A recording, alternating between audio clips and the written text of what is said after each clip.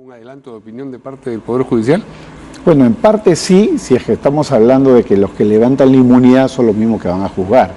Pero si estamos hablando de una comisión de jueces supremos que no va a participar en el juzgamiento del parlamentario al que se le levanta la inmunidad, evidentemente se mantendría esto como dos compartimentos estancos, ¿no? El tema ahí es cómo diferenciar el poder que tienen los jueces ante los parlamentarios versus el que ellos tienen que tener ante sí mismos, porque si ellos van a levantar la inmunidad, entonces cada vez que denuncian a un juez supremo, ellos tendrían que ceder, en todo caso, tal vez al Parlamento, la posibilidad de que el Parlamento levante la inmunidad. O sea, una sesión cruzada. Una sesión cruzada, porque digamos, si estamos buscando que digamos, muere el otoronguismo, y el torongo no come otorongo en el Parlamento, y por eso trasladamos al Poder Judicial, ¿qué pasa con los jueces? Cuello blanco no come cuello blanco, claro, podrían decir igualito. Claro, ¿qué va a pasar con los jueces? Sí. Tenemos que buscar ahí un equilibrio de poderes, que es un tema de hilar muy fino, pero lo que está claro es que el mundo está caminando hacia una contracción de lo que es la inmunidad, ¿no? Reducirla al mínimo necesario para las dos, la de investigación, y la de proceso y la de arresto. Exactamente, o sea, digamos, todo lo que es inmunidad, al punto que en algunos países prácticamente no hay inmunidad, o sea, ya estamos... ¿Y eso le parecería conveniente que no exista inmunidad en absoluto, o sí cree que tiene que existir? Desde mi punto de vista tiene que existir, pero muy limitada, básicamente a delitos de función. Si estamos hablando de delitos comunes, delitos flagrantes, desde mi punto de vista ahí no debería existir inmunidad. Y además cometidos durante el periodo de función, porque también esa ha sido otra materia gris. Efectivamente, como lo que ha pasado con el señor Donaire, ¿no? Claro. Que venía de cometer un delito. Si son delitos o, digamos, presunción de delitos cometidos antes de que asumiera la función, pues no hay inmunidad que lo alcance, ¿no? Ninguna inmunidad, y en principio esa es la regla, solo que en algunos casos el Poder Judicial ha aplicado la regla de respetar la inmunidad incluso durante el ejercicio del cargo, aunque el hecho haya sido cometido con anterioridad a lo cual es un error, ¿no? ¿Conoce usted el proyecto del Ejecutivo? Sí, claro. ¿Cuál es la impresión que tiene a propósito de esta idea que tiene usted que debiera ser reducida la inmunidad es paradójico, pero yo voy a decir reducida al mínimo, tiene que ser no al máximo, sino al mínimo? Ahí, desde mi punto de vista, el error es el que mencionaba hace un momento, ¿no? El Ejecutivo quiere trasladar el tema del levantamiento de la inmunidad parlamentaria a la Corte Suprema, lo cual, como regla general, a mí me parece correcto, pero luego queda en el aire el tema de quién levanta la inmunidad de los altos funcionarios de la Corte Suprema. Estamos hablando de jueces supremos. ¿Ese es el mayor problema que le ve a este proyecto? Desde mi punto de vista, sí, ¿no? Porque, digamos, tendría que haber una suerte de equivalencia para que los controles sean cruzados y los controles se mantengan. Se dice que va a ser la Junta Nacional de Justicia, pero esto es algo que tampoco va a garantizar una solución en la medida que se reproduzcan mecanismos que son parecidos de los que venimos, que es desde el Consejo Nacional de la Magistratura. Yo creo que ahí en verdad tenemos que pensar en el caso de los jueces de un organismo de control externo, ¿no? Externo. En principio sería la Junta Nacional de Justicia, pero creo que ahí hay todavía mecanismos que afinar porque los proyectos que está manejando el Ejecutivo son proyectos que desde mi punto de vista son todavía perfeccionables. En el caso concreto del ex congresista Donaire, ¿ha habido, a su manera de ver, una actitud, vamos a decir, indulgente, de mirar hacia el costado en la medida de lo posible? Yo creo que ha habido obstruccionismo. ¿Ha habido obstruccionismo? Eso es mucho más que mirar al costado. Para ser más claro. A ver, por favor. En materia penal, con el viejo código, que es el que se ha aplicado al señor Donaire, la sentencia condenatoria se ejecute de la primera instancia. Cartesiano el asunto, es decir, inexorablemente debieron haber levantado... Debió haberse levantado y puesto el caso, digamos, a disposición de la justicia. Es decir, el señor debió ser arrestado en este momento. Mire, se ha esperado hasta el último momento y hasta donde yo conocía no se sabía el paradero del señor Donaire. Es decir, existe el riesgo de que en este momento se encuentre prófugo de la justicia gracias a este tipo de idas y vueltas en los que incurrió no el Poder Judicial, sino en este caso el Parlamento. Bien, hay otros asuntos importantes, como por ejemplo los proyectos que está presentando sobre todo el congresista Arce, pero la bancada de Nuevo Perú, que tienen que ver con la situación, las demandas de los comuneros de Fuerabamba y otras comunidades de Apurímac y el Cusco a propósito del conflicto de las Bambas.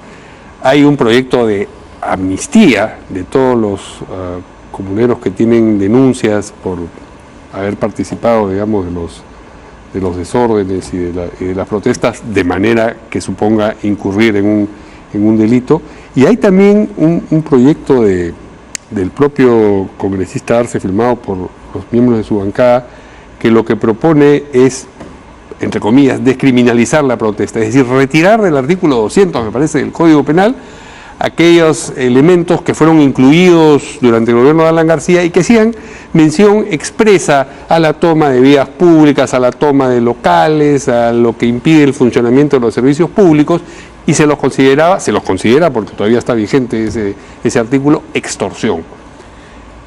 ¿Qué impresión tiene usted de cada una de estas dos iniciativas? Yo pienso que estas dos propuestas son inconstitucionales. La primera, porque no puede haber una amnistía con nombre propio, y el artículo primero del proyecto dice que esto se aplica solamente para aquellos que hayan participado en hechos vinculados al proyecto minero de MMG Las Bambas. Creo que eso es un error, porque la ley, que es la que se daría para una amnistía, tiene que ser general, impersonal, abstracta, no puede venir con nombre propio. Segundo problema que hay es que el periodo en el que se acota la aplicación de la amnistía es de 8 años, es decir, va del 2011 al 2019, lo que desde el punto de vista penal genera una preocupación, porque dentro de ese periodo pueden haber muchos hechos delictivos que se hayan podido cometer. O se abre una ventana larga que no sabemos quiénes están, claro, en la que no sabemos quiénes podrían estar comprendidos, ni nos lo imaginamos, porque habría que hacer un estudio minucioso de todo lo que ocurrió del 11 al 19. Claro, y el tercer problema que tiene ese primer proyecto es que no pone límites al tipo de delitos amnistiables. Pueden haber asesinatos, homicidios, secuestros, robos, daños a la propiedad pública y privada, y todo eso sería objeto de amnistía. Entonces creo que muy poca concertación va a haber para que ese proyecto pueda ser aprobado. Es decir, es improbable que... Improbable. Sí.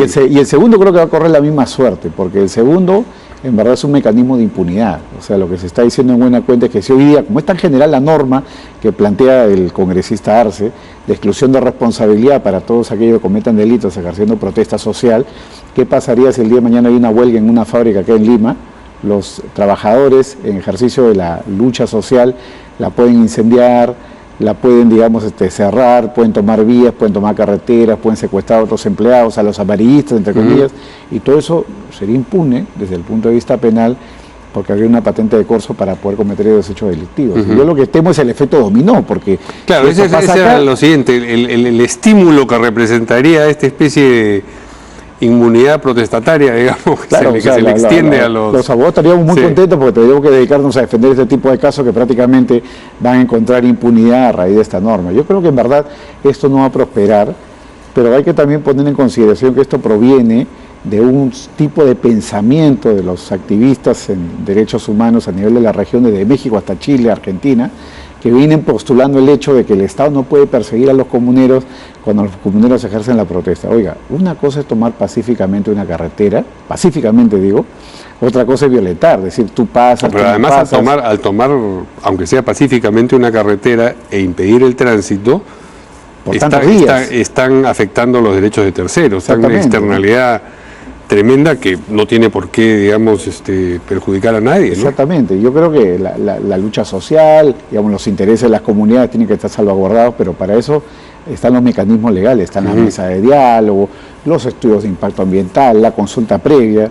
No hay un mecanismo que pueda significar la no sanción de la protesta. Eso no tiene ningún asidero ni en la ley, ni en la jurisprudencia, ni en la doctrina penal, de manera que creo que eso tampoco va a prosperar. Y si prosperara una norma así, lo que veo remoto e improbable, lo que va a pasar es que los jueces la van a inaplicar, porque sería un mecanismo de impunidad, como en su día mencionaba usted que también le parecía inconstitucional. ¿Hay inconstitucionalidad potencial también en esa iniciativa? Porque hay un principio de legalidad. El Estado tiene el deber de proteger bienes jurídicos, intereses públicos y privados, y por otro lado el Estado tiene el deber de perseguir y sancionar estos actos violatorios de derechos fundamentales. Entonces, lo que podría pasar si saliera una ley de amnistía en esos términos, o una norma de descriminalización de la protesta, que los jueces digan que es inconstitucional, porque implica declinar el principio de autoridad y declinar el Estado de Derecho. Ahora, lo cierto es que en la redacción original del artículo 200 no incluía estos elementos que hemos mencionado ahora, sino que estos se incluyeron, me parece, a través de un decreto legislativo durante el gobierno de Alan García. Claro, ha habido muchas modificatorias legales, ¿no? Muchas modificatorias legales al punto que tenemos ahorita... Pero fue una inclusión oportuna, era la pregunta. Desde mi punto de vista, sí. Sí, hacía falta la precisión, quedaba la figura de la extorsión demasiado, digamos, a criterio del... Claro, lo que pasa es que la extorsión clásica es yo te llamo por teléfono y te digo, oye, ¿sabes qué? Si quieres que te devuelva tu carro, págame $1000. Eso es extorsión, en sentido clásico.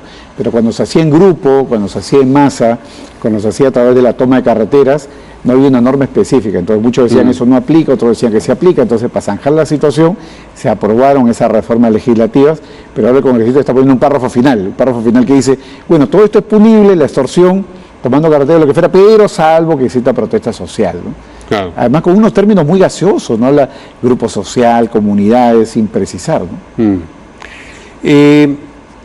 A propósito de esto mismo, la situación de los hermanos Chávez Sotelo y el otro abogado que los acompañaba, que me parece Vargas, ha sido discutida. ¿Por qué el Poder Judicial decide en segunda instancia levantarles la prisión preventiva? Pero también hay quienes dicen lo que pasa es que no estuvo bien sustentada en origen, que la obstrucción de justicia o la posibilidad de obstrucción de justicia o de fuga, que eran fundamentales para dictarla, no estaban bien sustentadas en lo que presenta la Fiscalía. Claro, ahí yo pienso que entramos nuevamente al siguiente tema, ¿no? Son casos en los cuales hay mucha prueba de cargo. La Fiscalía ha copiado muchas pruebas de la comisión del delito y lo que está bajo discusión es lo que tú bien dices, ¿no? El otro elemento para una prisión preventiva. Porque si no es una sentencia anticipada. Exactamente, un peligro de fuga o un peligro de obstrucción a la justicia. Pero hay un dato esencial. A ver. Las cortes acá en Lima, acá en Perú, la Sala Penal Nacional, que es la que ve estos grandes casos, ha establecido que cuando hay crimen organizado, digamos, hay que hacer un análisis en otro sentido. El peligro de fuga y el peligro de obstrucción a la justicia tiene que evaluarse considerando que hay una organización criminal. Sí. Entonces, en este caso, ese razonamiento no lo han seguido los jueces. Sí. Al margen de la prisión preventiva o no, los jueces no han analizado el elemento organización criminal, porque una organización criminal que existe de manera permanente a lo largo del tiempo puede tener brazos largos para obstruir la justicia o evadir la acción de la misma. Muy bien. Muchas gracias a Carlos Mario. Caro por esta entrevista.